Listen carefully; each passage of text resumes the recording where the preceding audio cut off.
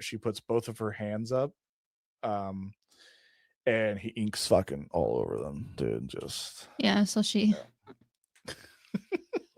I'm so tired of you right now. Oh my god.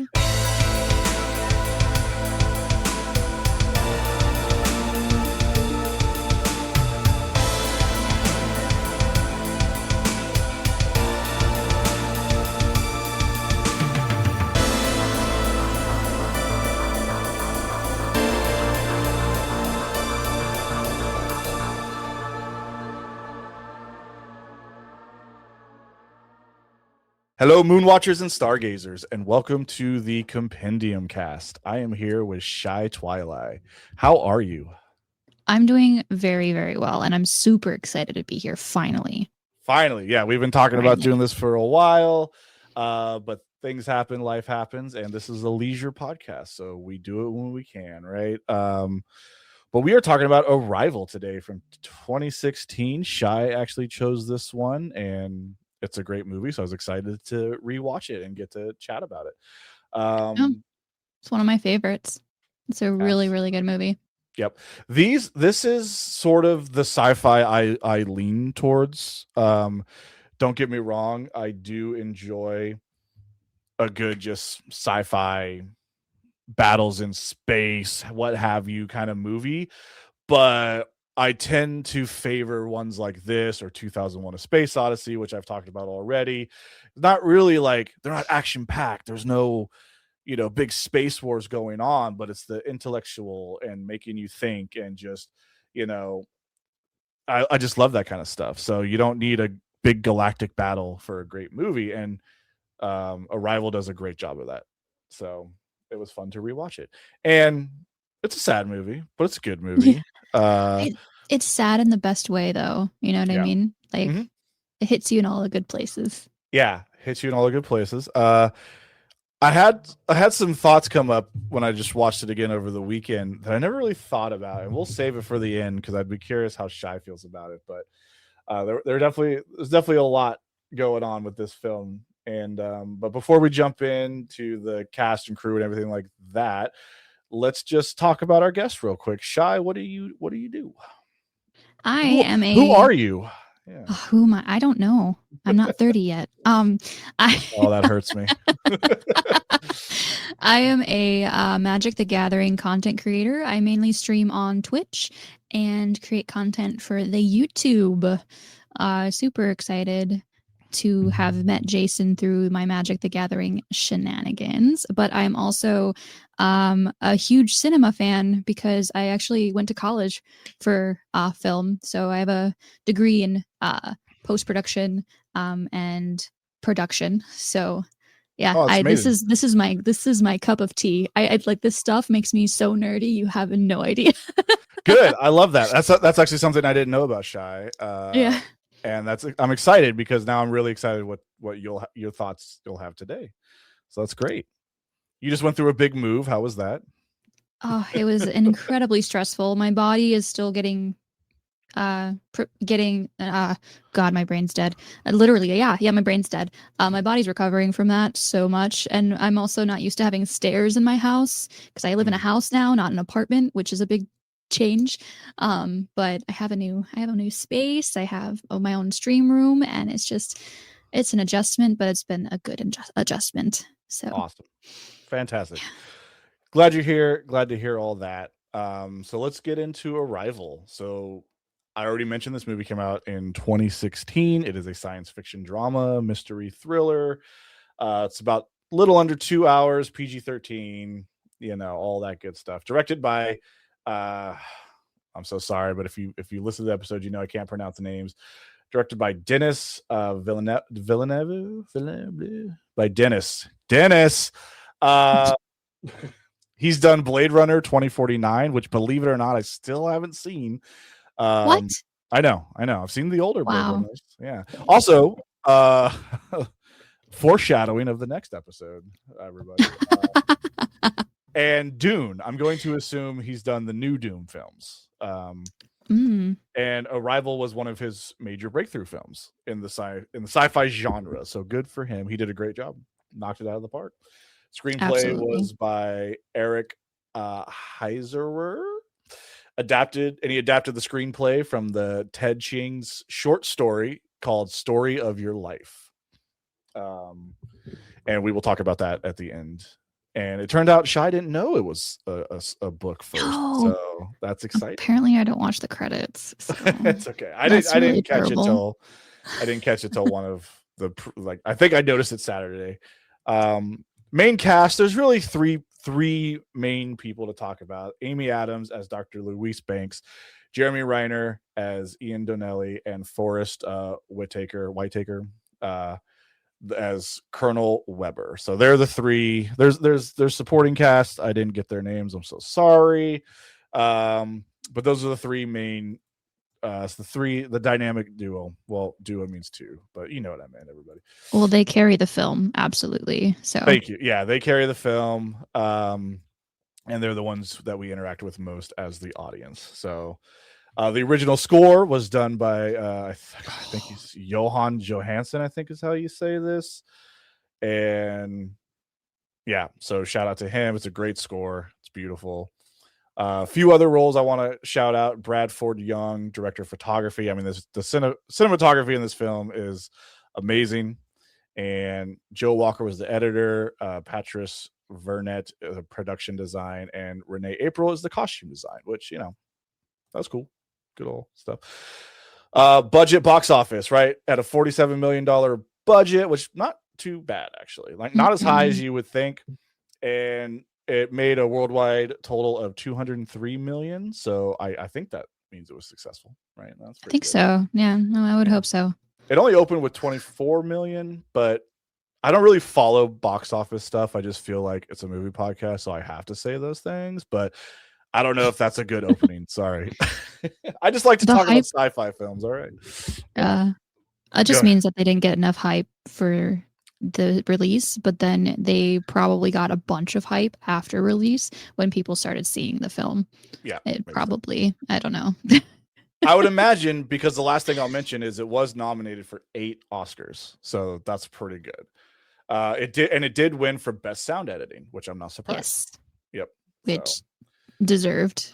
absolutely. The Surprised other it didn't win more.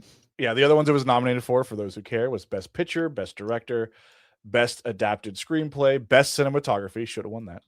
I would have been curious what it went up against, to be honest. I guess before best Yeah, film that's true. editing, best production design, and best sound mixing. So, and honestly, a lot of that stuff was done so well, like you don't really think about it in the moment, but like looking back, it's like, yeah, all that was really great. Well, what it won for, right? Like, can we talk about that yet, or do you want to wait? Yeah, best sound editing. Go ahead. So for best sound editing, the reason why it's the best is because you don't notice it in the moment. Right. It immerses you so well in the film, and we'll talk about it. I have notes. I have extensive notes. Good. It immerses you so well in the environment that that's incredible work, because it's really hard to do. It takes a master to do something like that. So they definitely deserve that award. 100%. Yeah, absolutely. So before we dive into breaking down the film, our general thoughts, I feel like we've already sprinkled it in, but your general thoughts of the film, Shy. I think that it is a beautiful look at human nature, and just overall, like, I love looking at human nature from the perspective of something other than human. That's really an interesting concept that a lot of alien movies are scared to touch on. So that's what makes this movie, I think, unique. In a way, I'm sure there's other films like it, but there's something about it that just struck me. Like, I've never seen anything like this movie ever, and I loved it so much on first watch. Like, it blew my mind. And other people are like, "Why do you like it so much?" And I'm like, "I don't know. It's just, it touched me. It touched me. Like, I don't know. It's crazy." I would agree with the sentence you said of like never seen anything like it. It's one reason I like it so much. And just again, we focus more on the logistics of it. And again, it's not a space battle. There's no galactic, we've seen all that, but we're just focused on the two characters. And really it becomes it's more about Amy Adams' character and the relationship with the two aliens, but also, Hawkeye as well. Yep. Sorry, I'll be referring to him as Hawkeye a lot, everybody, because I'll forget his real name. Um, Valid. but really, that's the movie, is the relationship of those characters. Because of course everyone else is running around in the background just like, oh my god, what's going. But the bond between them and the understanding that comes with them is really cool. And it's, that's sort of my takeaway with it, and I love seeing that. But also I like the side of it again, where to see, like, because as I watched the movie, I'm like, I don't see how they figured all this out. Like, I'm not smart enough to understand, Nope. like, that's a circle, that's also a circle, but That's a but circle with a branch. yeah, Ooh. exactly. But it's a really cool concept to see. So with that, let's jump into the film. Ooh. The movie opens on a misty morning. I had to write that. She has a beautiful home, right? She lives in this really nice home by a lake, or a big, yeah, it's like a big lake. And it's the movie starts off hot with some sads right away. Like, they're like, this is what we're doing here. We start off with Louise Banks, Amy Adams. If I say Louise or Amy, it's because I forgot the character's name. Well, we see her with her baby daughter, and then, oh, happy moment. The movie can just end here. A mother and her daughter, all's good. Just kidding. We get this montage of the kid growing up and then dying of cancer, or something. We don't really know what. We know it's a rare disease, right? We assume it's cancer because Yeah, she's dead. exactly. The like the puzzle pieces are there.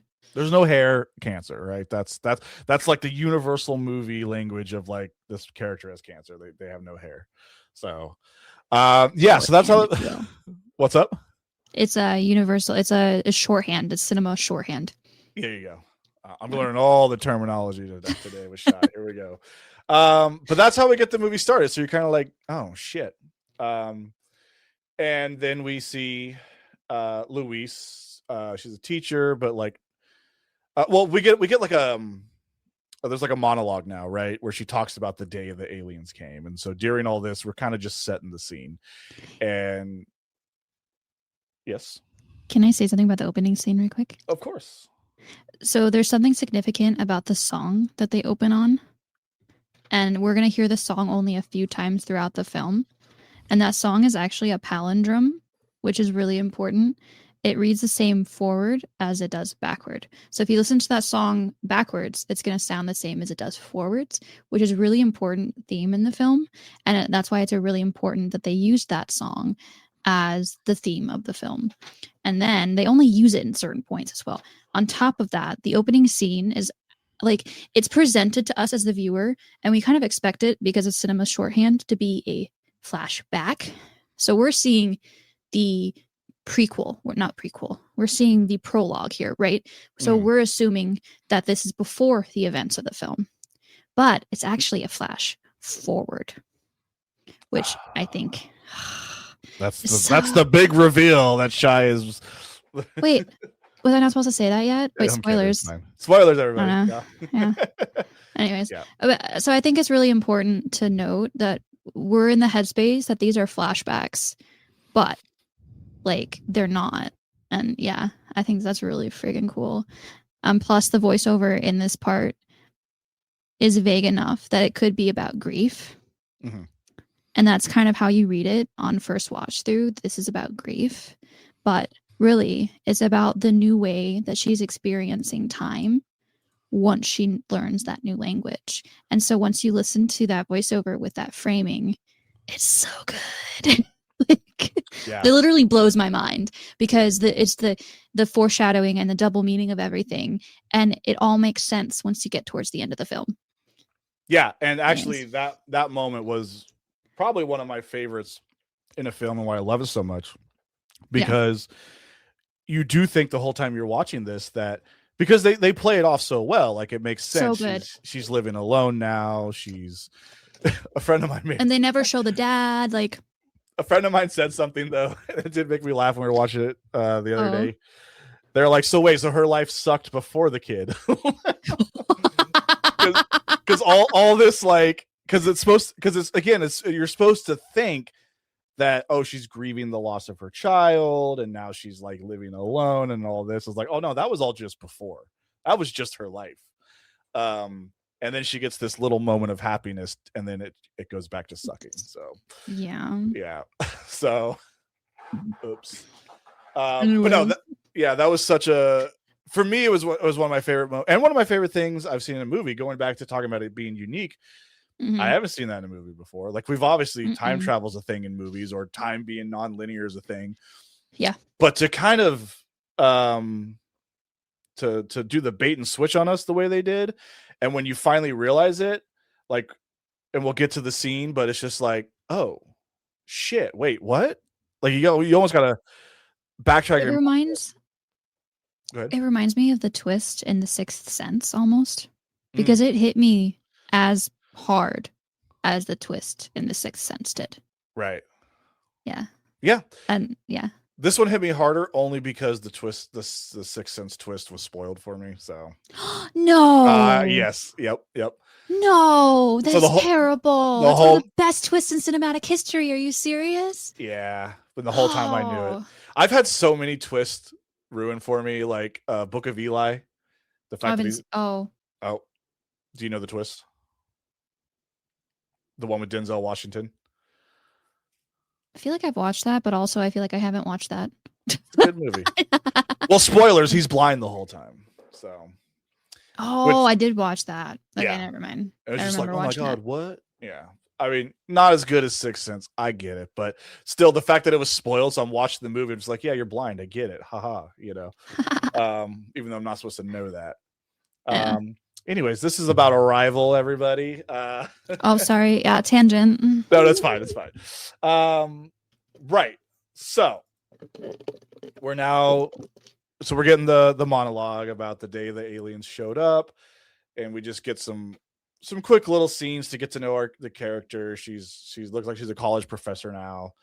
No one's really in the class, and some of the students tell her to turn on the news. And this whole time, by the way, we're not really shown anything yet. We're just sort of seeing Amy Adams, right? And we're not seeing what she's seeing because, like, they turn on the news in there, and then the sirens go off, right? And class is dismissed, and there's all these jets. So we know something's happening, but we don't know. We don't know what's going on just yet.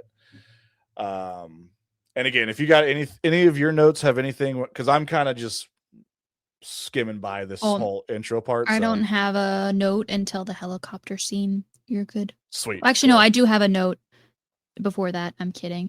Once the people come pick her up, I have a note. Cool. All right. Yeah. So, yeah. So, and that's where we're getting to. So this whole thing is just a setup for our character. She's talking to her mom. Her mom's asking how she is, and this is another funny thing too, right? We think her mom's asking how she is because of the daughter. It's not funny, right? But you just realize, like, I don't know. There's more to the writing is too good. Yeah. But there's more to her past that we don't know. Why? Yeah. And talking to her mom, and she's skipping channels, and we find out that there's 12 objects that have appeared, right? So these interdimensional, not dimensional, but these UFOs, if you will, have appeared in 12 different locations across the world. So we know there's 12, right? Again, she goes to class again. No one's there. She's in her office. And so now we get to where Colonel Weber comes in her office, and she's watching something on her laptop. And we find out that she did Farsi translations for Army intelligence, and she's on top of everyone's list for translations, and she's got top secret clearance, and that's why he's here. So, like, I saw some people complaining about this film, about how, like, it feels like chosen person syndrome a little bit. So it's like, I want to ask you, like, do you think it's weird or unexplainable that they'd send her, or must we, like, do you think it's unexplainable, or is it explainable?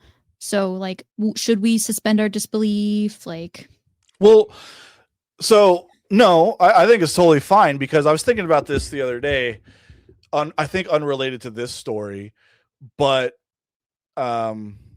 in all these stories, like the story has to take place from the point of view of somebody. Why Mm. wouldn't it take place of the point of view of the person who's going to have a more exciting story? The story of John Doe, who's just hearing about all this stuff happening while he's sitting at home. What's more exciting, watching him or watching the language expert figure this all out? There has to, and that's the thing too, is there has to be someone in the world who is the top, who is the most recommended. So yeah, of course it's her, because the story revolves around this person. So no, I don't think it's chosen person syndrome, because the story's got a story, right? We gotta move it along, and this story requires the top The analysis. top, yeah. Yeah. And they do explain that they had other people on their list, and then Mhm. those people failed. And then she has top secret clearance, which is actually kind of a big deal. It takes a lot to get top secret clearance, and it's only valid for a few years after, and blah blah blah. Like, and it takes a lot to get And, that kind of clearance. and So, he even says that's why I'm here. Like, he specifically made a point to be like, yep. you still have 2 years on your clearance, and that's why I'm here, because they don't. It's like, cool, that's another obstacle we don't have to jump through. You know, Hmm. Yeah. because remember, there's another guy they wanted, and you know, we he shows her a recording, and it's like the first glimpse of alien language, and she can't give an answer that he is satisfied with, and she's Hmm. like, you need to take me there, and he's like, well, that's not going to happen, and he's like, we're going to go to this other dude, right? um and so it's like, again, they do have other people in mind, um and this other person she knows, and I forget exactly what it Oh, was she has said. him ask a question Mm-hmm. and asks him to like translate something, and then she has the better translation or something, if I remember correctly. It's been No, a so while. so what it was is she set him up, because Oh, she's like, all right, go to this other guy, but ask him what this means. And the next morning they're at her house to pick her up, to take her to the location, because they realize, okay, she's the one.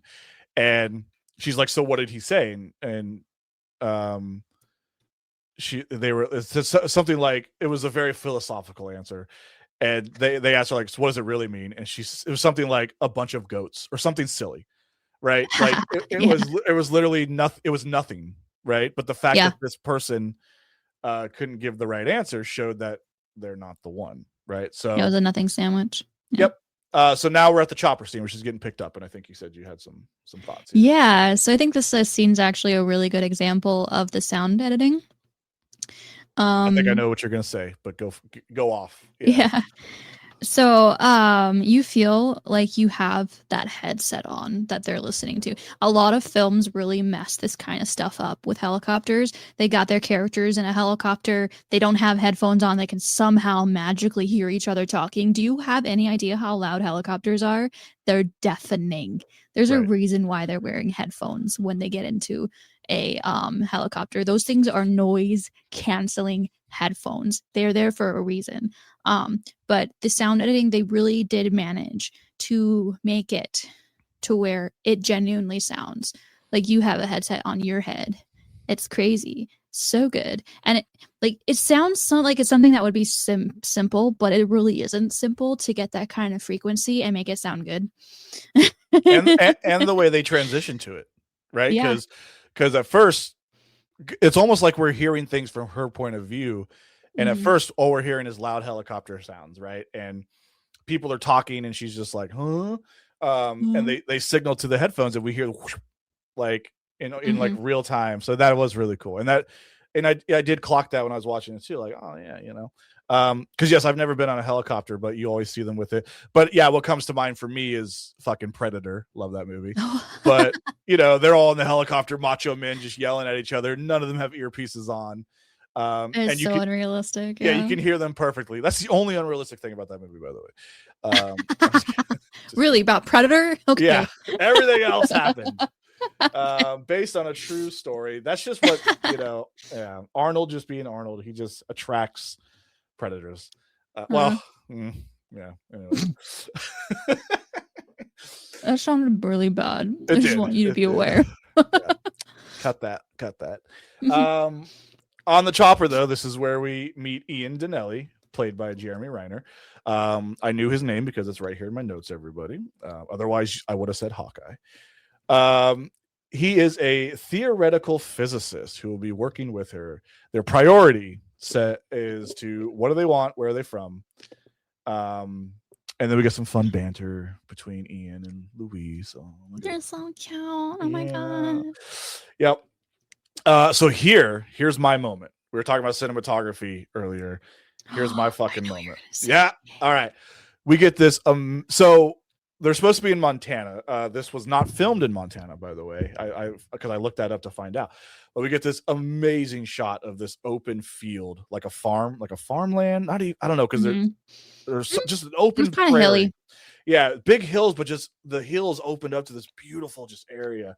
And the clouds are like spilling over, like, or the fog or whatever, into this giant field. And we see this oval looking egg UFO, right? So we finally get it. And we get the muffled of the and the sound here is great too. The helicopter is muffled, and we get this beautiful ominous music playing. My favorite scene, shot of the whole movie. And I looked it up because we were talking, and it was like, oh, do you think they CGI'd that fog? Nope, that shit was legit. No way. Yeah, Really? so I was looking it up, That's incredible. and it was either one of the people filming, or I don't think it was the director, but someone was talking about how that was pure luck. It was one of those, like, they're like the film gods were on our side that day, and what would have just been a mundane shot of a field, like the fog was coming in, and all that was real.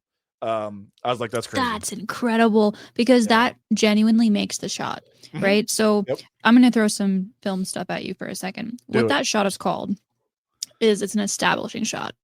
It is establishing what environment we are about to be dropped into, right? You see it in all kinds of films. It's a shot of the house you're about to enter. It's the shot of, the school you're about to enter. Like, it is that shot that's telling you, hey, this is where you're going to be. Now, this shot in particular is on crack, in my opinion, because of how eerie it feels.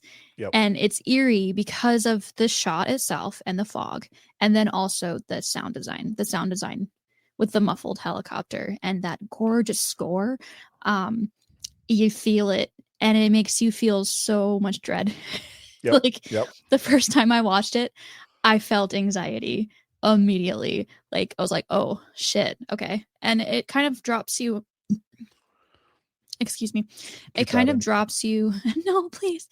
It kind of drops you into the headspace of your characters, because that is exactly what they're feeling on that helicopter. I can tell you that. It's incredible, absolutely incredible. Yep. Establishing shot on crack. It is hard to imagine that shot without the fog, but apparently from the one website I read, it was real. That's incredible to me, honestly, because you know what? Sometimes the environment gives you exactly what you need when you're filming. Yep. And they never would have thought to add fog in like that. Not like that. Maybe like some fog, but not like that. Like rolling. That fog looked so good. It did. Like, I literally was like, this can't be real, right? Because in my mind, I was like, I know there's beautiful places in the world, but this is a little fucking, and yeah. But it was filmed in Quebec, in Canada. Oh, okay, that makes sense. That tracks. Yep. I forget the name of the park, because I did read that a lot of places were filmed in Quebec, and then when I looked up the name of the park, only place I could find was Quebec. I couldn't find a photo of that field though. Every time I looked up this park, but the fact that the park does exist and it's in Quebec, it's like, well, how could it not be the same place, right? Well, they could have extended the field with CGI, made it look bigger than it actually is. And that is also possible. Yeah. Yeah. Because it was a huge place, right? And so yeah, great shot though, just gorgeous. And then now they're set in they're into a medical, or they set up a whole base down in this field, right? And I liked this shot too, because like you said, like you mentioned the anxiety and all that feeling. Well, the next scene to me felt that way as well, when they're just getting rushed through everything. Like, she's got no time to ask questions, nothing. They're just rushed through, this pushed along. Like, everyone's talking really fast. It's one of those things where, like, wait, it's like, fucking hold on. What is happening right now? Like, it'd be so stressful. You know why you feel that way? Why is that? I'm going to talk about the sound editing again. Oh, shit. Yeah. All right, cool. There's something called a soundscape. So the way that you create the sound of an environment, and they purposefully, a lot of the times, like a lot of like the environment that they create for films, they make it a lot more muted than it would be in real life. Mhm. So, an office, for example, they have a lot of that office noise, but it's going to be a little bit more muted. It's going to be turned down. You hear it, but you don't really hear it. You know what I mean? So, for this scene, they turned all that shit up to 10 to 100%. They did that. And they did that because this is the first time we're in this space and our characters are overwhelmed. So they made the space sound and feel overwhelming. And for us, the viewer, it's a lot because there's a lot going on. You hear voices, you hear really loud helicopters, like really loud helicopters. They didn't even try to like make those quiet at all.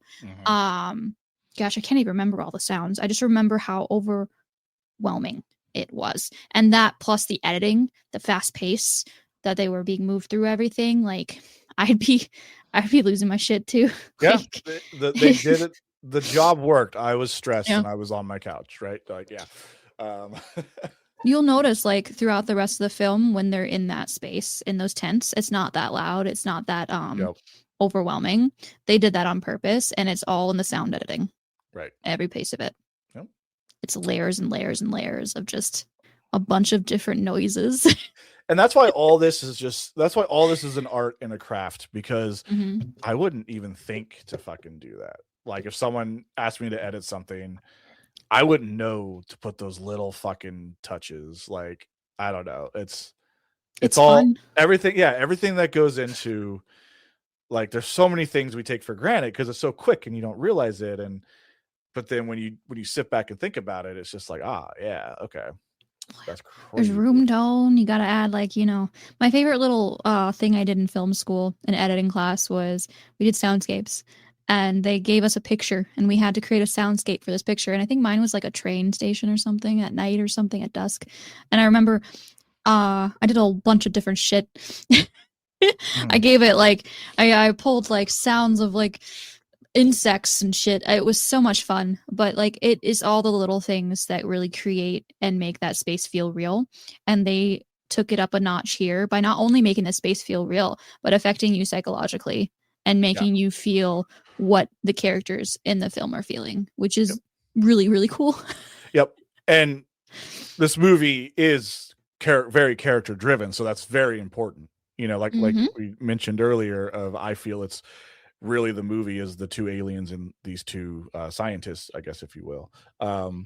And so it's very important for things like that, because you can't rely on the big action scene, and it's great. All right, now they're getting suited up in hazmat suits, and we find out like every 18 hours the doors open on the bottom of this ship, and that's how they get in.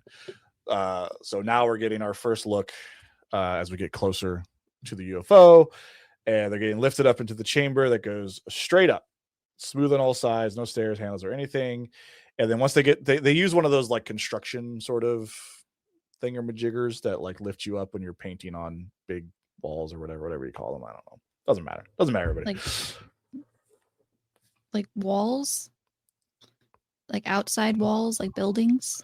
Yeah, you ever like, or just when a construction worker or someone needs to get up high, and it's those sort of like. Oh, like a lift gate.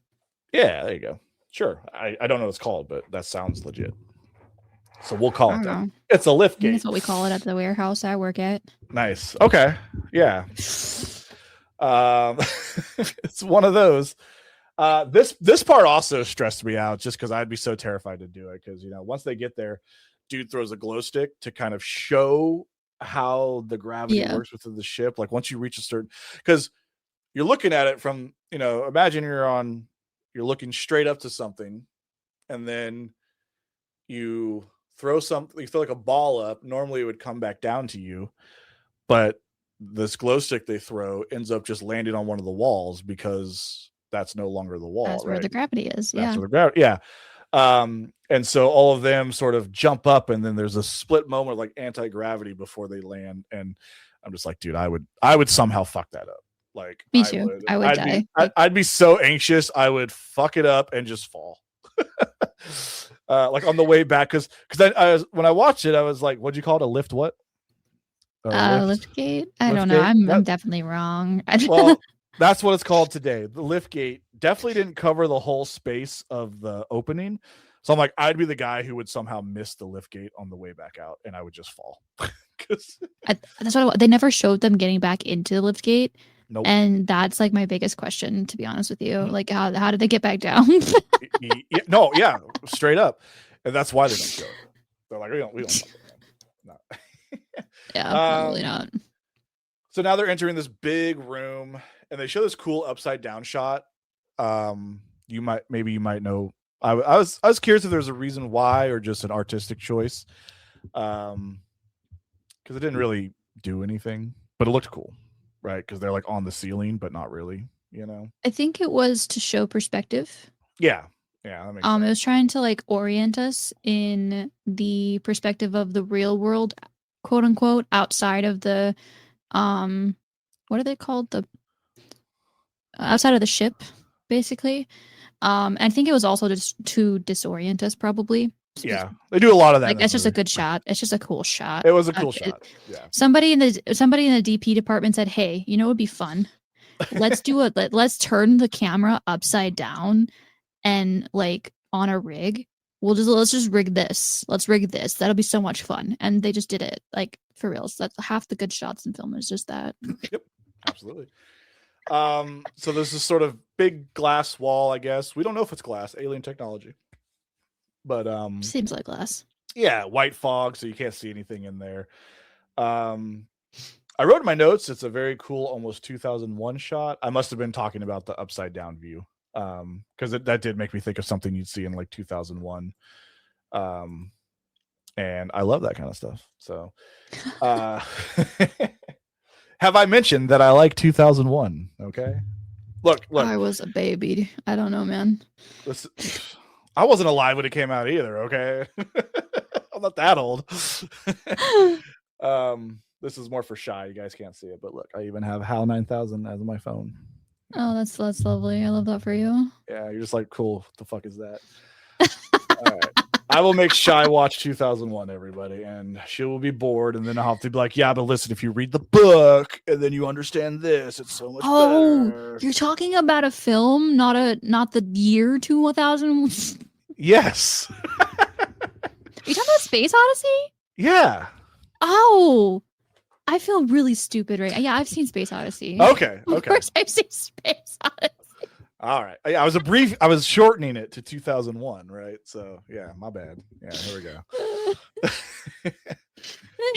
You're killing me, man. Yeah.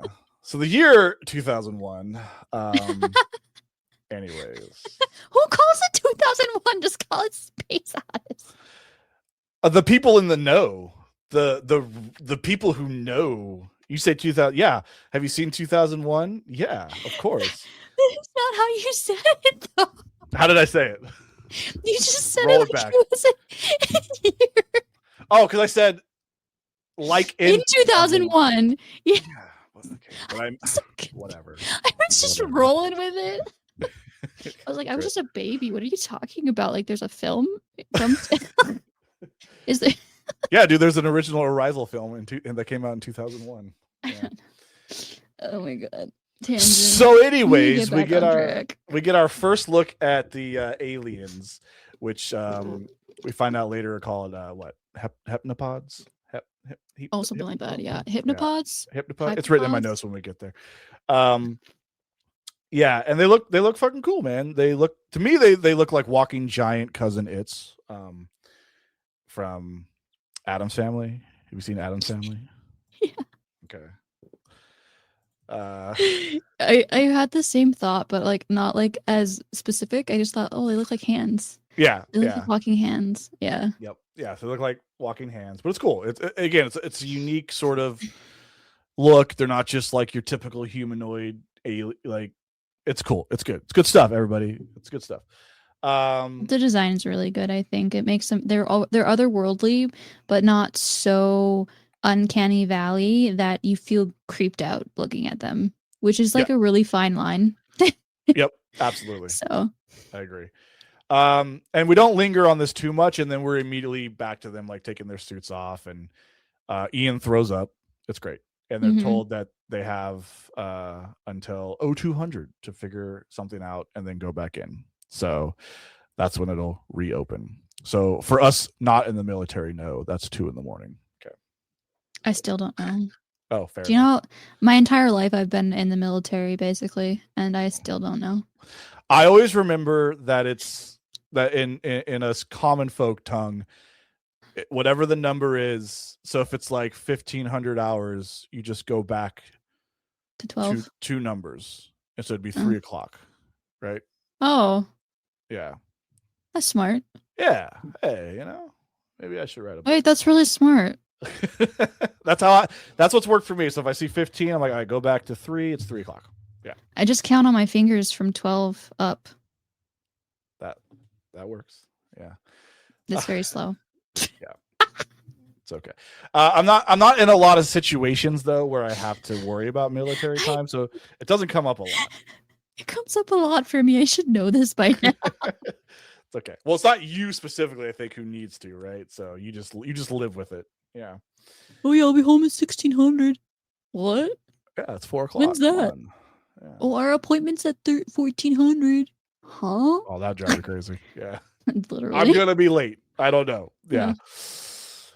So Luis is analyzing the sounds and the clicks with a team, and they're showing news reports of things starting to escalate on the TV.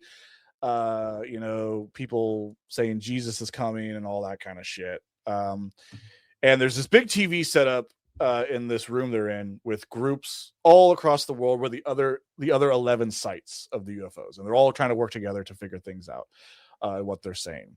So Luis brings a whiteboard. Oh, and then so now that they're, oh man, I totally cut out a thing from my notes. All right. So Luis brings a whiteboard the next time they go in because she mentions, like, I'm never going to be able to learn how to speak their language, but maybe they have a visual, right? So maybe we can learn the written language. And so when they're back in, the first thing she writes is human, gesturing to herself, like, I'm human, right? And ask, what are you?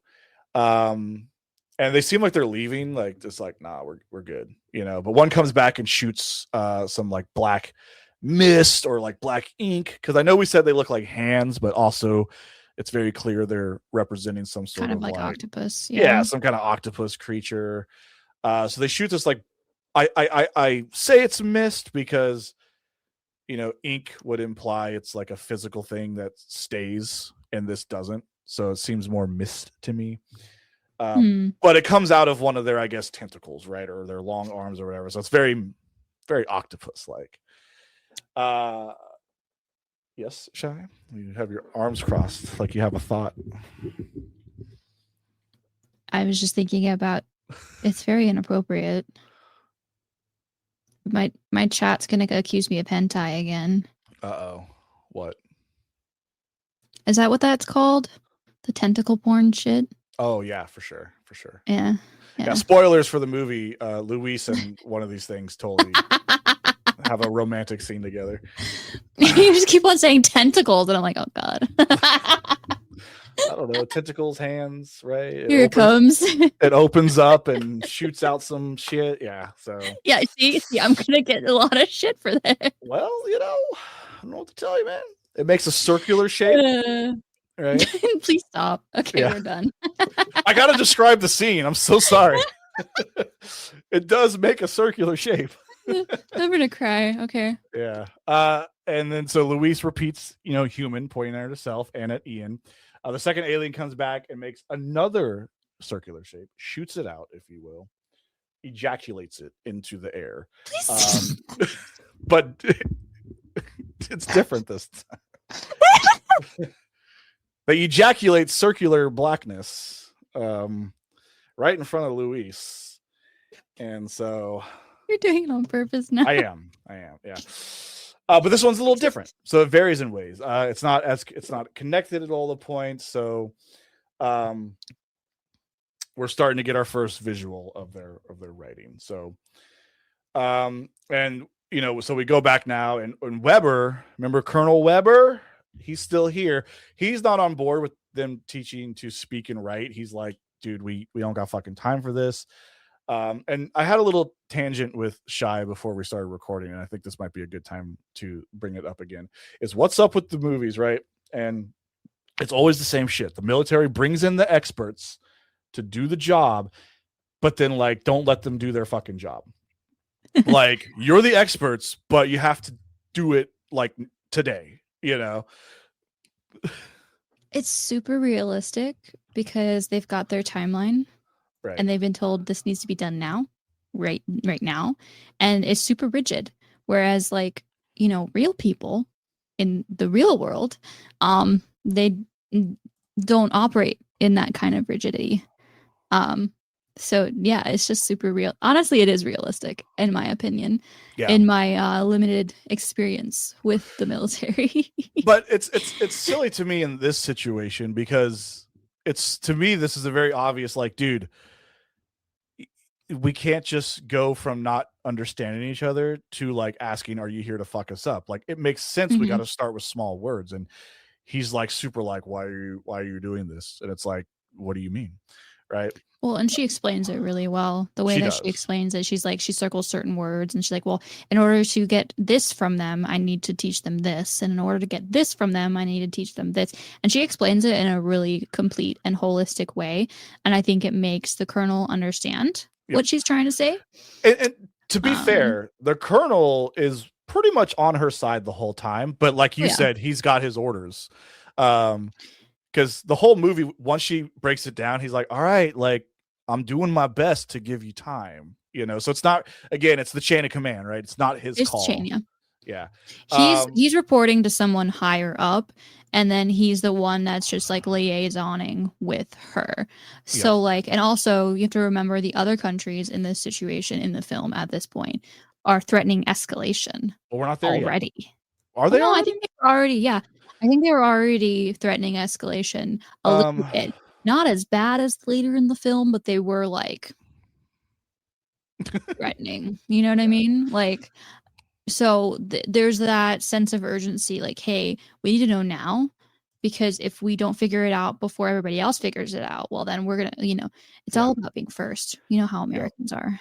Oh, of course. If you ain't first, you're last. Ricky Bobby, baby. Yeah, but two things to one thing Shy mentioned already, but before that, she tells a story of like a kangaroo and how it really means I don't understand by the natives and some travelers who met like a tribe, and they were talking to them and they were asking, what is this animal? And they kept saying kangaroo. And that meant I don't understand. But we thought the travelers thought that was the name of the animal. And so that's how kangaroos came to be. And Weber's like, all right, I get it. And when Ian's like, oh, it's a good story, and she's like, yeah, too bad it's not true. Yeah, I made it up. And she's like, but it proves my point, you know? It does, yeah. Yep. She's really smart. Yeah. And then to what Shy was saying, she's like, all right, you want to get to what is your purpose on Earth? First, we need to know, do they understand what a question is? Then we need to clarify between a specific you and a collective you. Do they make conscious choices, or is it instinct? They need enough vocabulary with them to understand their answer. So, you know, it's those, again, those little things we take for granted, because I'm the same. I can admit it. Like, yeah, oh yeah, the difference of, hey, you, or hey, you, as in the group, right? Yep. So that is important. And so again, Weber's cool. He's cool, man. He's under a lot of pressure. It's not his fault. So now we get back to the ship. She writes Luis. We get more shapes, and they can't tell if it's a new symbol or not. So we're making progress here, right? Oh, and I forgot to mention, they bring a bird with them, and I know this is a practice. I forget exactly what it's called. Miners. Yeah, miners would bring it down to make sure to check for poisonous gases, because that's the thing too, is they do know that they're pumping in oxygen for them, but they also know that there's other sort of gases in there that obviously aren't good. So they have this bird there as a way to be able to tell that. Also, I didn't mention earlier too, because I just forgot, but we learned that the ships, all the compounds or whatever it's made of, is like completely unknown to Earth. So we know fucking nothing about these things. Zilch. Yep. and obviously we humans, we scared, right? We don't like that. We don't like not knowing. Others things are dangerous automatically. Yeah, but here goes Louise being full scientist. She's like, fuck it. And she takes off her hazmat suit. She walks up, puts her hand on the glass, and then one of the aliens follows, puts his limb out, and a low moan, but I won't go there. This was the scene we were talking about earlier, the romantic scene. And then she says, now that was a proper introduction. You know what I'm saying? Yeah. No, it's a cool moment. I just gotta fuck with Shy. It is a good moment. Yeah. I thought it was really interesting too. She stands up for it, and she could have gotten into a lot of trouble breaking protocol like that. Yep. So, but it's one of those things where you take that risk and it does pay off because it works. Because now we get 2 symbols, everybody, not just one. So they're fucking. And then Ian follows her because Ian's like, "Damn, this woman goes hard, and I need to impress her." So he takes off his. He peacocks so bad for her. It's hilarious. He peacocks so bad. Yeah, he takes off his suit, introduces himself, and this is where we give them the nicknames Abbott and Costello, which I loved because I grew up watching Abbott and Costello films with my grandfather, so that was a fun little thing for me. Do you know Abbott and Costello, Shy? Vaguely, yeah. I didn't actually watch them though. What kind of film major are you? Just kidding. I've seen lots of really obscure French shit that you probably have never heard of. Italian shit you've probably never heard all of. Right. So you do the underground stuff, right? Yeah. Okay, got it. Well, not underground. These are cinema history. What? Give me one. Name 3 songs. Songs? I'm kidding. You never heard that like? Oh, from the bands. Okay, so my favorite Italian film from like that's older is called The Bicycle Thief. I highly recommend it. Very good. It's a black and white film. I don't know. Maybe you might not want to watch it. Are you a snob about that? Do you not like black and white films? I love black and white films. Are you okay with watching subtitles? Yeah. Then you should watch The Bicycle Thief. It's a freaking solid film. Oh my god. Is there any sci-fi in it? Can we talk about it? No. That's too bad. That's too bad. But it's one of my favorites that we watched in class. Nice. It's a really good movie. All right. The bicycle. I feel like I've heard of it. I've definitely heard of The Bicycle Thief, but I have not seen it. It's set after World War II, and it's about like someone stole a bicycle. Well, yeah, someone stole a bicycle. Yeah. Damn. But the father goes and looks for his son's bicycle.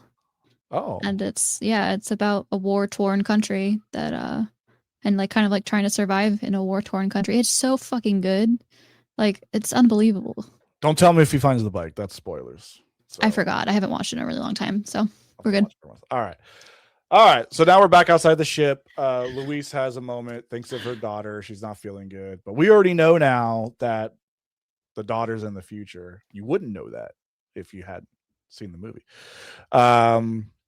So here's where we start to get a little, because there's got to be something in this movie that raises the stakes, right? So we get an unnamed soldier on the phone with his wife and saying everything's okay, he doesn't need to worry, but his little girl's fucking sad, and she's like, are the monsters gonna kill daddy? I thought this was fucking cheesy. I was like, okay, like, are the monsters gonna it's very real, I guess.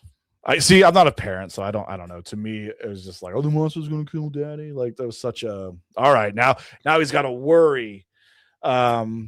I don't know. I mean, I know as a military wife, if my husband was there, I'd be losing my shit. So come on, you wouldn't be stoked though. Like, I think like a part of me would be like, this is kind of cool, but then there's that part of you that doesn't know what's going on and they can't tell you. So then you're just sitting there like completely in the dark. You don't know everything that's going on there in that space. They're not allowed to tell you. So you have no idea. And you know everything that the public knows, and the public's losing their shit. So you're losing your shit. It's not fun. Fair enough. And to be fair, I'm talking a big talk right now. I'm talking a big game. But if some UFOs just appeared and started hovering in big cities, I'd be like, are we good? Like, yeah, I would not be as chill as I am right now. No. I talk a big game, everybody. But yeah. You'd be losing your shit. I've seen Independence Day. It could go either way here, right? Yeah. Those hovered for a while too, and then they just fucking we saw how that happened. Which I will be doing Independence Day someday. Another foreshadowing, everybody. Okay, now we get a montage from Hawkeye himself, and this is where we start to learn.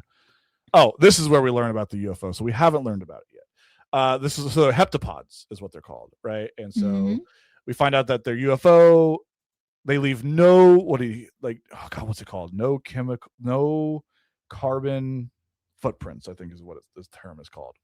Oh yeah. They don't have any emissions at all. Yeah, no waste, gas, radiation. Yeah, nothing. So he's like, are they scientists? Are they tourists? If they're scientists, they don't ask a lot of questions. Why did they park where they did? How do they communicate? No correlation between what they say and write. No forward or backward direction. Non-linear orthography. Is this how they think? You know, they can write a sentence with two hands. Sorry, everybody. I'm reading my notes in real time. Forgive me. This is a long paragraph. They write a sentence with two hands on either side. You'd have to know each word and space it and the space it'll occupy. So this is where we're kind of learning that their language sort of is also the space non-linear. It's non-linear, and the space it takes up also matters, right? And then we have, we get a little flirty moment with Ian and Louise. They're sitting outside on a truck together, and he compliments her. And he's like, I don't understand how you're so good with languages, but you're single. Because, if you're good with languages, you shouldn't be single. And we're sitting here thinking it's because she lost her daughter. Yup. Because she's like, oh, trust me, I know how. Because she's probably awkward, and that's cool. You know what, dude? Shout out to the awkward ones. Like, I think the real reason is she has commitment issues or something. I can't remember. They don't really say, actually. No. It's just hinted at so heavily. Yeah. And the point of that is because they want you to think it's about the daughter. Yeah. So I haven't mentioned a lot of others. There's been a lot of quote flashbacks, flash forwards of her daughter, but I left them out because the mystery's gone. But this is another this is another one of those. Sorry, you should have warned me. No, it's fine. This is one of those big moments though, where you definitely think she's talking about because she lost her daughter, right? Yeah. And so that's not the case. Now, and then we get a cut to some more news reports. And here's where things, again, like the escalation's rising and rising. Someone, I wonder who, leaked some alien images that are going viral. Actually, I don't really know who. They don't say. We don't know if it was from this site or another site. Remember, there's 11 other sites across the world. But an image of the aliens does go viral. Pandemonium is fucking happening everywhere. We're getting shots of like riots and people are scared. And now we're in the camp, or we're in like the hut. Oh god, not the hut, the tent. The tent, thank you. Of like where all the soldiers sleep, right? And the guy they're watching almost like an Alex Jones type guy on TV, right? Just laying into the fear side of it. And then we see that guy again who was on the phone with his family. Again, we're heavily hinting something's going to be up with this guy, right? And so we get more shots, a little more flashbacks, flash forwards of her and her daughter. She made up a TV show of mommy and daddy where she. Go ahead. Something I really find interesting about this is we're thinking she's just having flashbacks because she's feeling a certain type of way. But in reality, she's having these flashbacks because she's starting to truly understand their language. And as she learns their language, she's starting to be able to understand time in the way that they do. Yep. And it's really gradual. And I love that. And I think that it's really interesting to me, the way that they handle it. And you know what, though? Like, still, after rewatching as many times as I did, I knew that there's the aha moment where she finally understands. But this makes so much sense, right? Like, as she's learning the language, why wouldn't she get these little glimpses, right? Otherwise, it doesn't make sense that she's just seeing this stuff, right? But you're so right, because it's like, if you think about it, it's like she's learning the sentences, if you will. And so she gets these little glimpses of her future, and but it would make sense that she doesn't understand it. And I always love, right? Because she's always got this confusion look on her face afterwards, or this like, what the fuck? But you think she's just sad. So Ian and Louise are talking about this Sapir-Whorf hypothesis theory. If I'm saying that wrong or anyone knows what it is, please let me know. But the theory is that the language you speak determines how you think. Oh, So yeah. Ian is curious, are you dreaming in their language? She says she's had a few dreams that doesn't. Oh, he's like, are you? So here she's seeming very sleep deprived. She's overworked. Ian's asking if she's been dreaming in their language, and she's like, I've had a few dreams, but that doesn't make me unfit to do this job. All the while, that bird, right, from the mines and all that we You talked can about, hear it. we hear it chirping. It just gets louder and louder and louder. And all of a sudden, boom, one of the fucking heptapods is in the corner. So she's talking to a heptapod, and then she wakes up. So now she's having these. So now she's dreaming of them, which is, I think that counts as dreaming in their language. I think. Yeah. I don't think it's only a nightmare. I think she was genuinely talking to them in her dream, like in a kind of like, not like talking to them in, like in real life, but like she was talking to them in their language and understanding. Yep. In their language, which is interesting to me.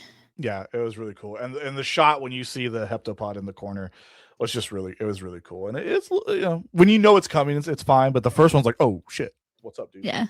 That was a really good dream sequence. It's really hard to get those good, and they did a really good job with it. Yeah, especially because like even when the bird starts, you don't think about it because they've been layering the bird all movie in the background, other than when they focus on it. But it's like, so the bird, so you don't really think about it, but then it gets louder. And again, going back to the audio, right? It gets louder, and then eventually like, wait, why is that bird getting louder? Like, what is happening? It's a soundscape thing, yeah. And it symbolizes that nagging thought of something isn't right, and it slowly gets higher and higher and higher and higher. It's like when you're in a dream and you feel like something isn't right. That's what it is. Something isn't right, and you get to that point where, oh my god, something really isn't right, and you look over and you figure out why it isn't right. Yep. And I think that's a really, really good use of that psychological aspect of a soundscape. I agree. It's interesting to me. Yeah. Loved it. Cut That's it. what I said. Great. So Weber wakes her up asking if she knows Mandarin. So now here's where things are really starting to escalate. He has her listen to an audio of General Shang, I think. Shang, yeah. Where he's saying each of the 12 is offering advanced technology. They realize that they've been talking to them through, and then this is where so this is where we get another sort of insight of why it's important to do things slow in the right way, because we realize that some of the other sites have been using games to communicate with the aliens on their site, and how this could be bad, because if all they understand, one of the games they were using is like a war game, right? And chess and stuff. Yeah, and so it's like if the only thing they understand, because her big thing through the movie is no miscommunications, because miscommunications, as we're going to find out, lead to dumb decisions. And so she's like, if they're using, yeah, right. If they're using board games and that's all the aliens understand of us, of course that might turn out bad, right? And so because they're in that mindset of winning. Like, you want to win. That's a really bad mindset to be in when you're trying to understand somebody. Exactly. So Weber's like, it's time to ask the big question, whether we're ready or not, right? So because things are starting to escalate on other sites, and so up on the ship, we see the sus military guy is with them, and this is where we get a big shit, right? So she asks the question, and their response is offer. She's like, "Why are you here?" And their response is offer weapon, right? And so this causes this like shit, huge commotion. Goes fucking crazy. Like, people are scared, but this is where Louise is still trying. Like, dude, they're using a word they don't understand, right? She says they don't know what weapon means. Yeah, she's like, they might not know the difference of weapon or a tool. So she wants to go back up before the session's over to clarify. But at this point, China and Russia have gone off the grid. They won't speak to anybody, and they're ordered to do the same. So like every person in the world who's at these sites are going off grid there's no more communication between everybody. This is also very bad, right? So I put sus boys being sus while loading something sus. So, Gee, I wonder what these weirdos are doing. yeah, to no surprise, it's a bomb set for 10 minutes. Don't worry, we got 10 minutes because it's good because Luis is like, I only need 5. So whatever. Well, she doesn't know about the bomb. She Only we doesn't. do. No, yeah. And by the time she gets back up there, there's like 4.5 minutes left. So oops, That's another really great what's it called? Suspense tool that Alfred Hitchcock kind of came up with. It's where the audience has information that your character doesn't have. And it just builds that tension like so much. And so she's in there doing something that's really important. We already feel tense about that. That's already like a super tense moment because like we know what's going to happen if she doesn't solve this miscommunication. We know what's going to happen. And on top of that tension, we've got a bomb sitting 5 feet behind our protagonist that's literally ticking down by the seconds. Yep, exactly. So it's a really, really good like suspenseful scene. They did a really good job with it. It's very good. If you guys haven't figured it out, we like a lot of scenes in this movie. Yeah. And we think they did a really good job because I agree with everything. Yep. So Luis goes back up. They try to stop her, but they don't try too hard because they obviously can't let her know, like, oh, we put a bomb up there. Oops. So she gets up there. She's like, offer weapon, ? Like, what the fuck are you guys trying to say? And then they reword it to like, give technology now, right? And then one of them starts banging on the glass, like, hey, like they know there's a fucking bomb in there. So they're banging. So this is the first time where we're seeing them like agitated because otherwise they're pretty chill dudes. Pretty calm, yeah. They're pretty chill, but they're banging on the glass. And then we get shots of outside where the dudes are getting their guns ready, and there's a security team rolling up. So again, the stakes are getting stakier, right? We're cooking here. Yeah. Abbott puts his puts his limbs up, and Luis says he wants to write on the barrier. She puts both of her hands up, and he inks fucking all over them, dude. Just so she. I'm so tired of you right now. Oh my god. Just inks all over her hands. Yeah. And then we get another quick vision of her baby, and then we see the bomb. 50 seconds left. Then they start the ink is just fucking ink bukkake. Here we go. Sorry. You should be. Yeah. So we get a bunch of tiny little circles, right? So far it's been big circles. Now we get little spurts of circles. And we hear gunfire outside. And so, yeah. And then they like slam on the glass, and this forces Ian and Luis, like it shoots them back to the tunnel that leads to the big room, and it closes on them right as the bomb goes off, but it keeps them safe, suspended in like the anti-gravity area. How they get out of that, I don't know. Doesn't matter. She wakes up with a concussion, by the way, and she's totally chill. She's totally cool. I worked with someone once who got a concussion, and they didn't just wake up and were fine. So good on her. There are different levels of concussions. Okay, fair enough. I to be fair, I didn't know that. So I just thought all concussions were shitty. I'm sure they are, but I assumed all of them you needed some recovery time.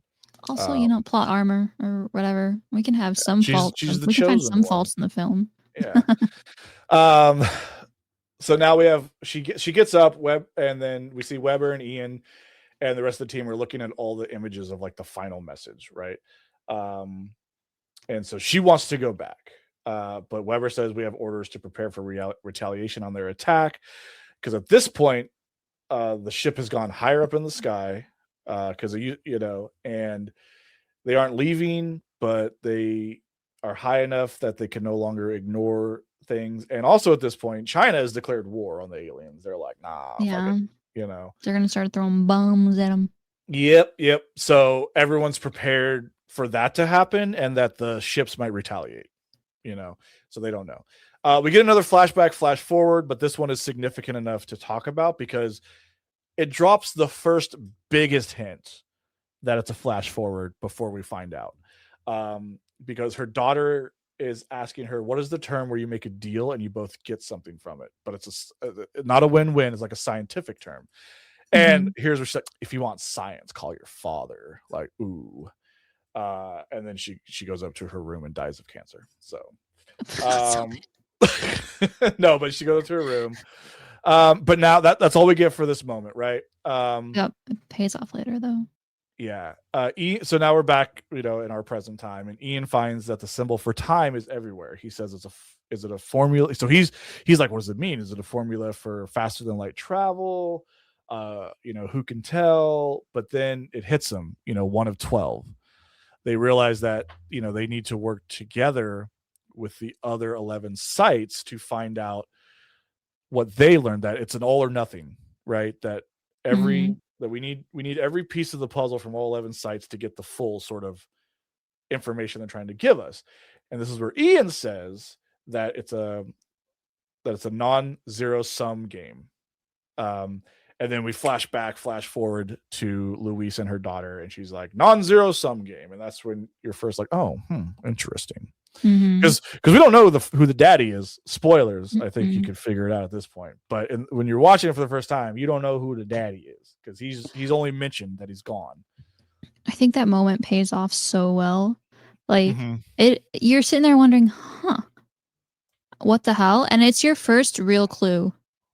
Real clue. But you still don't see it coming. No. Right? Yeah. It kind of softens the blow of the twist a little bit in a kind of like, it makes click way. Like it makes it click in a more satisfying way. Yep. I agree. Yeah. Yep. So the men are discussing, arguing, doing whatever they do. And Louise leaves. She's just like, peace. And she gets to go back up in the ship, and it's like we'll find out here in a bit. They probably, the heptapods probably knew Louise would do this, because we'll see soon. So she leaves, and a little tiny ship comes down to take her up to the big ship. But they couldn't do this the entire time is beyond me, but whatever. Yeah. Well, I don't think they needed to yet, right? They were trying to give us humans a chance. Well, I mean, does it like help people get up into their little? Oh, fair. Yeah. I don't know. Like we had to figure it out. Like what if we didn't have the crate things, whatever the fuck. I mean, I guess they knew that we'd have the crate thing. I guess. So it's definitely not a crate thing, everybody, but we clearly don't know what it's called. It has nothing to do with crates, in fact. But so now she's inside the pod, but she's on the other side of the glass now. So she's on the foggy side, right? And so she's in there, on the side with the heptapods, and they're like flying around her now, like in the mist. Like these motherfuckers be flying. It's just one. One of them died. Shy is just spoiling everything for you guys. Wait, what? You said they, and there's no they anymore. I'm storytelling. I was going to be like, oh, but actually, they're just dead. Yeah. Yes. So surprise, one of them's dead. So there's one of them flying around, but you don't know that yet because they fly in and out, right? So you still think there's two of them. Because then I say one appears in front of her, and then this part's kind of cool too, because I didn't mention that when they're describing them earlier, they're like, they're about 7 feet tall. They are much fucking bigger than 7 feet tall. At this point, we get a full glimpse of one of them, and they are some tall motherfuckers. It's like a whole other body part that we didn't see. It's like they didn't want to freak people out. Exactly. So they only show a partial amount of themselves. And this is where she asks where Abbott is. And we find out. What do we find out, Shai? That he's in death process. Yeah, he's in death process. She says, sorry, that sucks. And then she's like, well, you need to send a message to the other sites, where he returns with Louise has weapon, use weapon. She doesn't understand and asks, like, what is your purpose? And he says, we help humanity. And in 3,000 years, we need humanity help. We're back on the ground with Louise, and she's having a moment because she just doesn't understand. And she's like, it's too big. And she falls into another flashback, flash forward.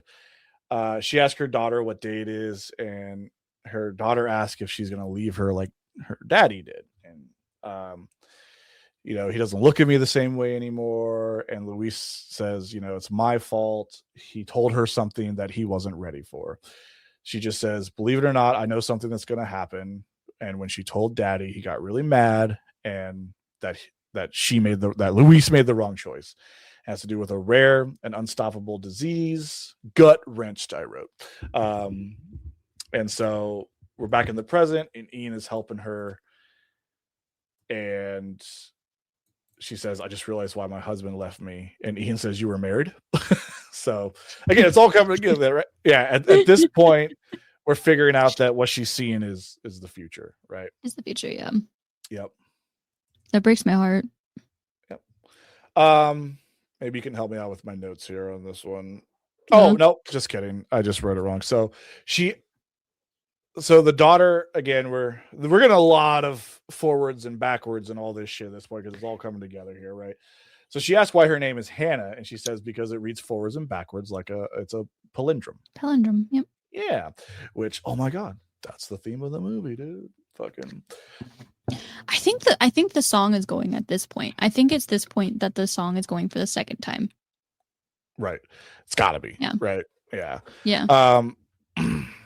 So now it's coming together where she's starting to realize, like, oh shit, I know what's going on here. We see more of her in the future now. She's actually written a book, The Universal Language, translating heptapod, right? Mm-hmm. So I do think it's funny, by the way, that we're still calling them heptapods. I'm sure they have an actual name, but we like heptapod. If it's in the American language, is probably fair enough. Yeah. The reason why. There's probably not a way to say their real name in a human language. Fair enough. All right. So I bet you the title of the book on the front page, because it has an image. I bet you that image is the name of their species in their language. Oh, maybe. Yeah, because we do see one circular text. I bet you that's what that is. Okay. All right. That's my theory. I'll choose to believe that theory. I like that theory. It's just a theory. So she sees in the future of her teaching it, which leads her to read it in the present. So it's kind of a cool thing. I got some other thoughts. I'll talk with Shy about it at the end of this and get Shy's thoughts as well. But it's like at this moment, she just suddenly, like, because she's like grasped enough of it, she realized, oh shit, I wrote a book on this language, and now she could just fucking read it. Like, boom. Yep. Yeah. And she's like, it's not a weapon, it's a gift, right? Their weapon, or the weapon, is their language. When you learn it, you perceive time like they do. It's not linear, right? So now we see her at an event where she's meeting General Sheng, the dude who just declared war on them. And, he's like, I must confess, I came to the celebration strictly to meet you, because 18 months ago, you did something remarkable. You changed my mind. Not even my fucking colleagues could do that. And she's the whole reason for the unification, because she reached out on his private phone number. But she doesn't know his private phone number. Not yet. But don't worry, because he gives it to her right there. In which she now has it. So, and he's like, I believe it was important for you to see this. So now present Luis has his phone number. And he's like, I'll never forget what you said to me. In which he tells her what she said. Yeah. His dying wife's words. So in the present now, things are escalating at the camp. They're trying to evacuate. Shit's going down. She grabs like a solar phone and calls him, and like there's guns on her. Fucking shit's going down because they're like, dude, this is like an act of treason. What are you doing? It's bad. It's really bad. Like, they could have shot her bad. They should have shot her bad. Yeah. Yep. Yeah. And Ian kind of gets in, like, I do like Ian in this moment, because she's like, buy me some time. And the whole time he just doesn't know what the fuck to do. He's just like, okay. He just stands. He stands in front of like the glass door, like, hey guys, don't shoot. I don't know. But to be fair, like I would too. I'm like, what the fuck am I supposed to do here, man? And so, So anyways, so he's whispering to her in the future what his dying wife said to him, and she's repeating it back to him. And I remember we were joking about this when we watched it on Saturday because it's so long, and we're just like, damn, she has so much to say when she's dying. And then I looked it up, and it was one goddamn sentence, but they say so much in the movie, and all it translated to was something like, "In war, there's no." God, I forget one. I forget. Okay, in war, there's no blank, only widows. I don't remember what the blank was. Do you happen to know? Oh, I think this is like a famous quote. Yeah. I In feel war. it sounds familiar. In war, there's no winners, only widows, or That's it. something. Yep. There's no winners, only widows. And we're like, that's all she said because she was talking for a while there. But Complex language. yeah, that is enough to. He calls off his war with the aliens, right? China calls an emergency press conference that they're standing down, and all intelligence will and all everything they learn will be shared immediately. And with this, the ships just fucking peace out in a very cool way. Because again, it's like we're not really supposed to understand it. They just sort of evaporate, right? And it's cool too, though, because like they show them starting to fly away, and then they just kind of mystify, and they're gone. I thought that was cool. No thoughts? No thoughts, Shy? Okay. Oh, I have a lot of thoughts. I just figured I'd let you finish before we start talking about all of my thoughts. Okay. Well, we're almost to the end, everybody. Yeah. Well, we're gonna have a new segment. Shy's thoughts. Yeah. I have thoughts. They're real. Yeah. So she's talking to her daughter, and she's like, this is where your journey begins. When they depart. Despite knowing where the journey ends, she embraces it in every moment. And then I put, can you guess who the daddy is? Right. She asked Ian if you could see your whole life from start to finish, would you change anything? I think that question is so unfair without context. Straight up, right? Yeah. Go ahead. I don't. Okay, philosophically, I don't know if I would choose what Louise did. I don't know. I don't know unless I was in her shoes, I don't know what I would choose. However, she didn't give the husband, Ian, she didn't give him a chance to choose, and she should have. Yep. So earlier when I was like, I have a question for Shy, but we'll wait till the end. This was my question to you is if, no, it's okay. Cause we'll just talk about it now. Okay. Cause I have, okay, cause I have a lot to say about a lot of this stuff. So we're almost to the end. I'm going to wrap this up, and then we're going to circle back to this. Cause I have some other thoughts about the ending, Luis, and exactly what you said. So we're going to deep dive into that. So we're basically at the end of the movie now, everybody. So essentially we see a quick little, surprise, Ian and Luis get together, and there's this really he straight up like, hey, you want to make a baby? Like, yeah. That's in the future, everybody, though. He doesn't ask her at the site. They embrace. I was at the house. Yeah, I was at the house. So we're seeing them at the house together. And yeah, that's sort of the end of the movie. And I have my thoughts. So we'll start with this question because you were already answering. Yeah. I don't think Ian was wrong to be upset. There's a few things about it, but I'm gonna let you keep going with what you were saying. But yeah, keep elaborating on what you said about like you think Ian should have had a choice, right? Or at least known about it. Well, okay, so it's a part of that. Like, I think being able to have choices matters. I'm a very I think that matters as a human being. You should be allowed to have choices, and without the context, he was not able to appropriately answer that question. And I think he deserved to know and to understand the answer there, because he might have made the same choice Louise did. It's possible. But at the same time, if you think about it, okay, so let me explain something. Nonlinear is also what we call editing with editing software in today's day and world. Okay.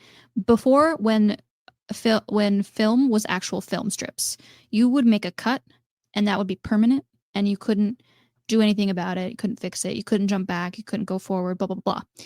Today, we use programs like Premiere, and Final Cut and stuff like that. Those are called non-linear editing softwares. You can drop in anywhere in your timeline, make cuts, undo it, blah, blah, blah, a whole bunch of things. So I find it interesting that this is also considered non-linear. Louise can drop in at any moment of her life and live that moment. So she already knows her daughter. She already loves her daughter. She's already met her daughter. So she also has so much context that she can't even give to Ian because he wouldn't be able to contextualize that. He doesn't know his daughter. He doesn't already love her like Louise does. So I don't know. I don't think it's fair that she asked him the question without the context, but also I kind of get it. Fair. It's hard. Yeah, it's a tough one, and you know, it's tough. But I believe, because it's sort of painted in this like beautiful thing. Like, I know you're gonna die, but I'm gonna embrace every moment. But it's like, dude, but what about fucking Ian? Like, because the thing is I'm pretty sure where Ian got upset is when he finds out like you knew, went through with it, and then told me. Not like, hey, before, like, because the moment where really seals the deal for me is like they make a point of him asking, hey, you want to make a baby? That's the moment when you're like, sure, but hey, I got to tell you something first. If we make this baby, it's going to She's die. gonna get sick and die. Yeah, you still down? He might have said yes, but she robbed him of that choice.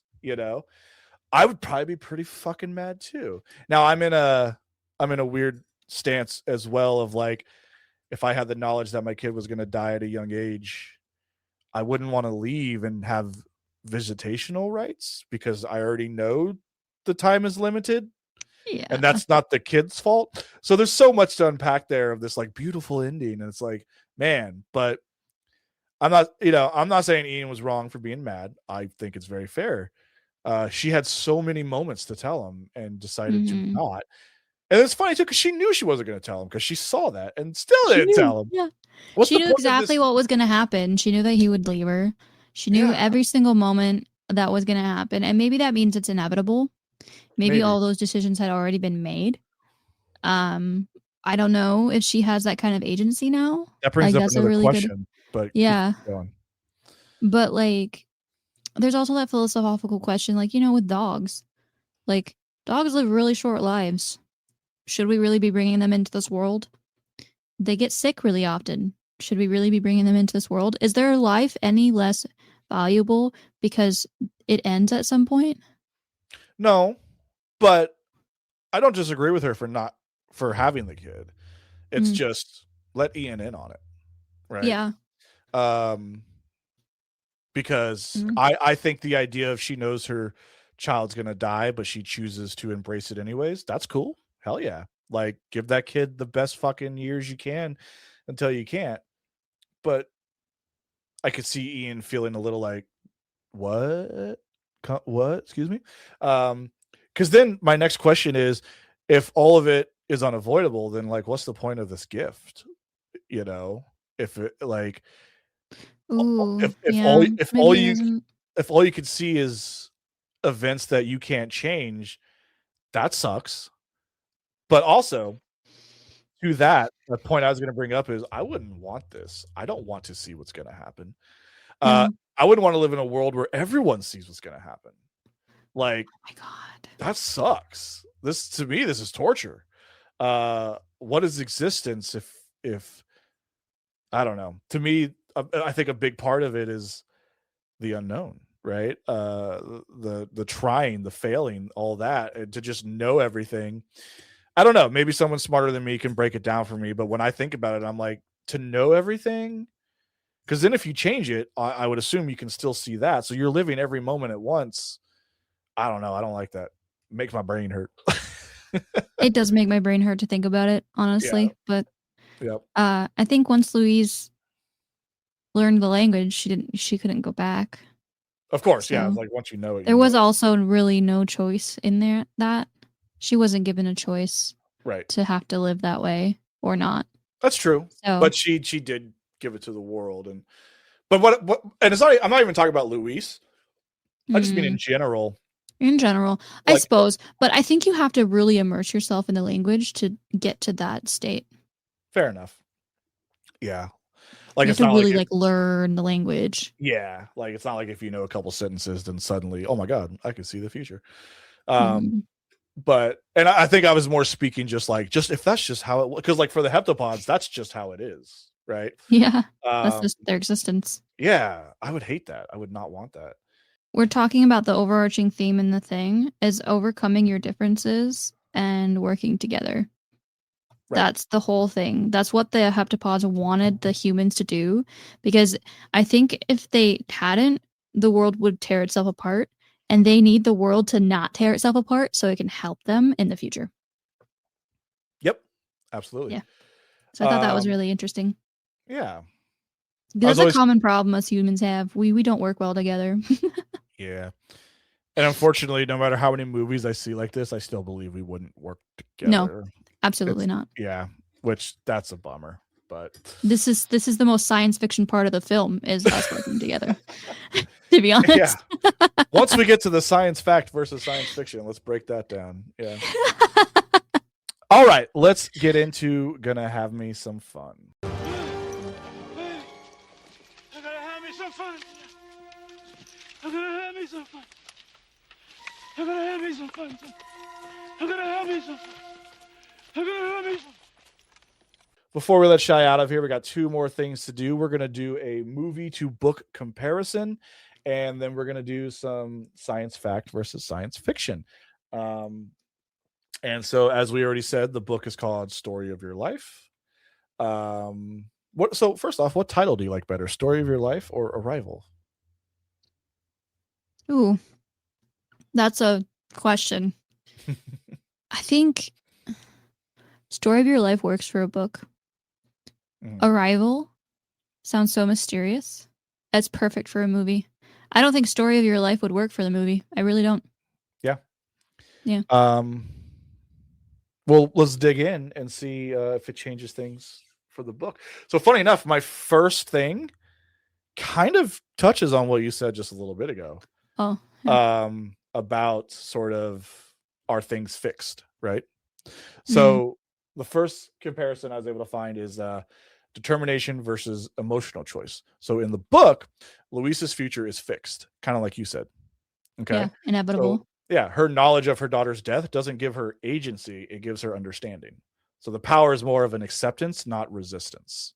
Mm. So it seems like more in the book, it's like this is gonna happen. You can't change it, right? But in the film, it feels more like a choice, right? The movie frames her decision to have a child as an act of courage or defiance, right? Um, and so, do you go ahead? I And heard it frames that. Yeah. No, sorry. And it frames that in one question to Ian. And Mhm. I think that's really interesting to think about. It only requires one question, and then it's framed in a way that she has choice. It's like, Right. would you do this? If you knew what the outcome would be, would you do this? Mm-hmm. Absolutely. So then the next thing we have is internal conflict versus external stakes. So in the story, the conflict is almost entirely just internal of Luis. There's no, ticking bombs. There's no villain. There's no global threat. Just Mm. the slow realization of how time works, right? But of course, in the movie, it's a film. We got to make it a little more exciting. So they broaden it to government panic, soldiers rebel, and misunderstanding that nearly causes war. So that whole government side's not in the book. That's strictly for the movie. The book is a shorter book too, right? Yeah, it's a short story. So Yeah. So I they can see also it needed working. length in it. Yeah, yeah. And I think that was something Shy and I were actually talking about, I think, before we hit record. But like a lot of films are inspired by short stories because they could take the general idea and then just add their own spice to it, Mhm. So And I think um it does it world builds more than it mhm. hinders, right? They're not just throwing things at the wall and seeing what sticks. Like they world built something that feels realistic. Like I feel Yeah. realistically this is how the world's governments would react in this situation. Yeah, and adding that whole segment didn't take me out of the story or didn't ruin the Mm-mm. story. But the thing too to remember is a book and a movie are two different mediums. Like a story that's almost completely internal as a book can work, but as a Mm-hmm. movie, maybe not. Right? It might not. It wouldn't land the same. It's like, all right, I'm just following this one person around. Gotta sneeze. Yeah, that would be boring as hell. Exactly. The role of the aliens, right? So in the story, the heptapods, they're more teachers than they are saviors. They don't explain themselves, justify their presence, or frame their help as necessary. Where in the book, it's got, it's the mutual survival. We help you. You scratch my back, I scratch your back. Right. So it seems like more in the book, they're just sharing their knowledge because they're nice guys, They're just nice dudes and they want to teach us things. So again, to me, I don't think adding the motivation really mattered because we don't ever find out what they need help with, No, the motivation matters. Why is that? Because we as human beings don't think that there's ever not motivation. There's always motive behind everything everybody ever does. So that would feel like a plot hole if it wasn't filled. Right. Okay. Maybe in a book it feels different, but I definitely think that in the writer's room they sat down and they said to themselves, well, but why are they here? Right. If we never explain why they're here, that question is going to be ringing in people's ears as they leave the theater, and not in a good way. Sometimes it's good to walk out of a theater with questions, but in this case, it's like, oh, we never learned why they were there. That's weird. It would feel like a plot hole, I think. Yeah, people who didn't read the book would definitely say that, like, oh, this plot hole, it's never explained. Yeah, and again, like you said, it goes back to two different mediums, right? So I guess it goes back to me and my being a big fan of 2001 A Space Odyssey. There's never we never see a real motivation from those aliens. We never even see them, like, so I don't mind it. I like it. But I also get it, right? It's a movie, so we need and because the whole movie too is like, why are they here? Why are they here? So to do all that, and then we never find out. Because again, in the book, apparently that whole military thing's not even. It seems like the books focus just on Luis, So yeah, That's you what the add title signifies too, a story of your life. Like, yeah. So you add the all about military her. plot of why they're here, and then never answer the question. It'd feel incomplete. Yeah, and the thing too is like the question was just vague enough that it's like, all right, like it satisfied the why are they here, because in 3,000 years they need our help, but they didn't have to go any further than that, and people got the answer, right? See, that's the right kind of question I'm talking about. That's like I wonder what they're going to need in 3,000 years. Like, that's interesting. That's cool. That feels good. But the main question of the whole film not being answered, that'd feel bad. Yeah, that'd feel bad. For sure. Fair enough. Okay. And then finally, we get to science versus science fiction. So to be real with everybody, we did look this up right before because I forgot to do it. So if these aren't the best ones I've come up with, I'm sorry, But I only got 2 this time. Usually I try to do 4 to 5, but again, we looked like literally 10 minutes before we hit that record button, I think. So we tried to stick it to linguistics because that is what was unique about this film. The hardest part when trying to look up like science versus science fiction when doing sci-fi movies is a lot of things I find are like the same, like, oh, the way their spaceships work. It's like, I don't want to do spaceships every time, so this film was great to, like I did, what was one I did that I was really able to lean into something unique. I think, like, funny enough, Starship Troopers, because we were able to talk about like bugs, right? And yeah. So that was kind of cool. A cool little treat there. But anyhow, we'll keep that yawn in. Did you hear it? No, but that's gonna be my first reel. check out the exciting podcast I did with Shy. Sorry, I'm tired. I'm kidding. I know. It is late for you. What, 9 o'clock? Mhm. That would be 1,100 hours. Nerd. All right. So what we got for science versus science fiction is, first contact would most likely be linguistics, right? We need to be able to understand. Obviously, first contact if they came peacefully, right? If they just start blasting, then we're gonna probably blast right back, right? So in the movie, the military brings in Louise Banks, linguistics expert, to figure out how to communicate with aliens. So, in the real life counterparts, we have things like the SETI Institute, the big all fucking a telescopes. Come on, guys. No. Yes. The hub. No. We'll take this one back because I fucked that up. I don't know what you're talking about. You never heard of SETI? Nope. Oh man, yeah. It's been the longest going. Well, here I'll teach you as I. Yeah, the Search for Extraterrestrial Intelligence, SETI. Yeah. Ugh. Let's run this one back because I butchered all that. All right. So our first one would be first contact, our first science versus science fiction would be that, first contact would most likely be linguistics. So like in the movie, they bring in Louise Banks.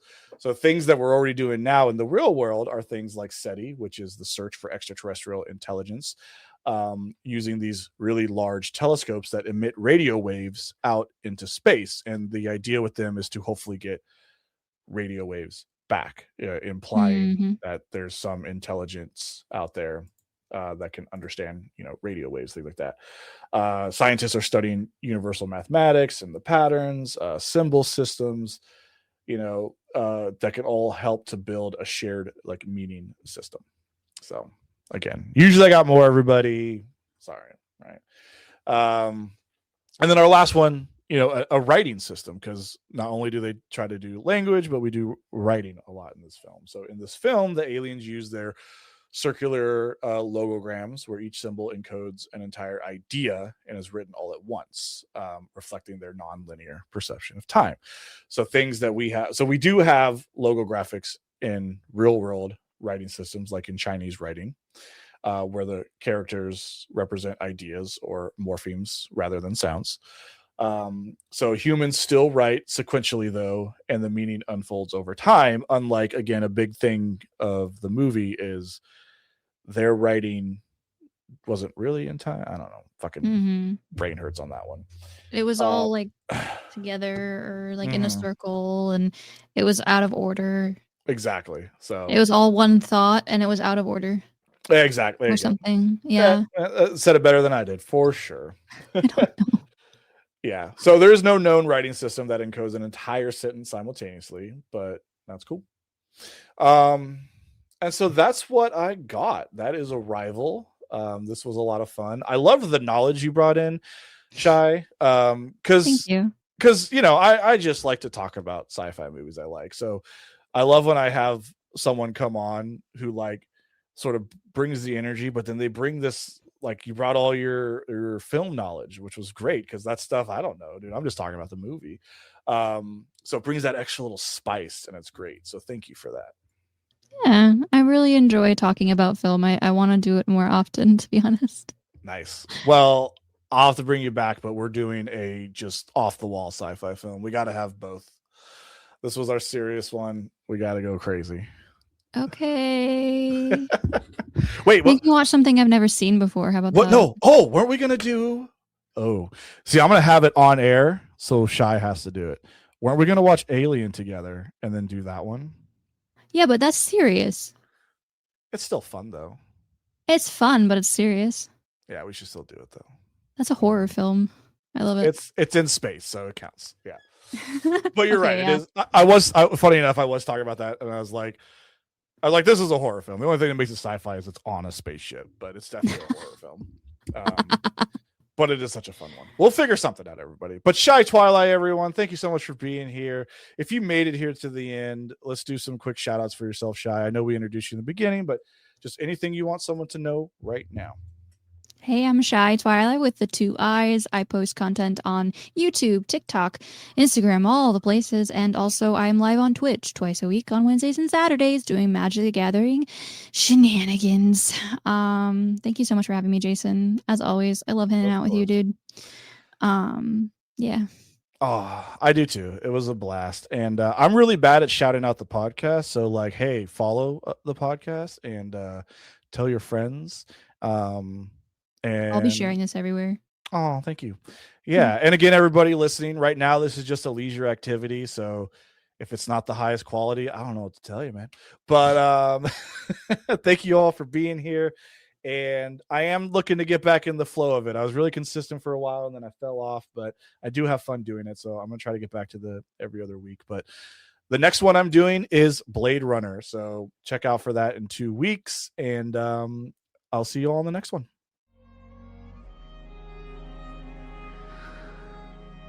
You know, I've had my head tilted up to the stars for as long as I can remember. You know what surprised me the most? It wasn't meeting them.